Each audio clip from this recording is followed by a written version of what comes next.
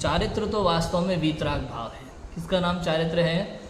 वीतराग भाव का नाम चारित्र। जब तक इस जीव के वीतराग भाव नहीं है, कषायों का अभाव नहीं है, तब तक बाय में कितने ही व्रत संयम नियम धारण कर ले, वो सब क्या है? वो सब मिथ्याचारित्र, अज्ञान है। और ये मिथ्याचारित्र यही संसार का मूल कारण। कहने का अर्थ ये है कि देह की क्रिया को चारित्र मानना ये मिथ्यात्व है। अंदर के आत्मा के वीतराग परिणाम जो है ना, कषायों का अभाव, आत्मा की शुद्धता, निर्मलता, शुद्ध परिणति, इसका नाम चारित्र है।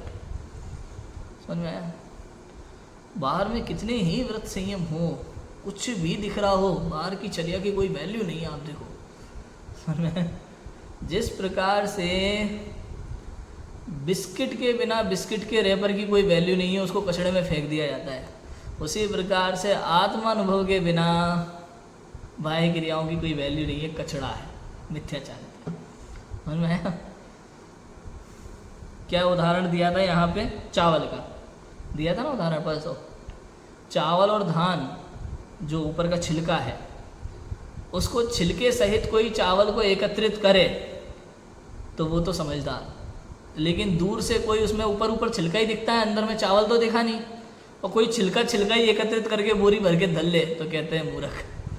ऐसे ही कोई आत्मज्ञान पूर्वक, वीतराग भाव पूर्वक बाय में क्रियाओं का पालन करता है तो वो ज्ञानी, समझ में? भावलिंगी। और कोई अज्ञानी जीव खाली क्रियाओं को देख करके मैं भी क्रियाओं का पालन करता हूँ और मैं भी इनके समान हूँ, ऐसा मानता है, इसी को मोक्ष मार्ग मानता है, तो अज्ञानी, मिथ्या दृष्टि। समझ में आ गया?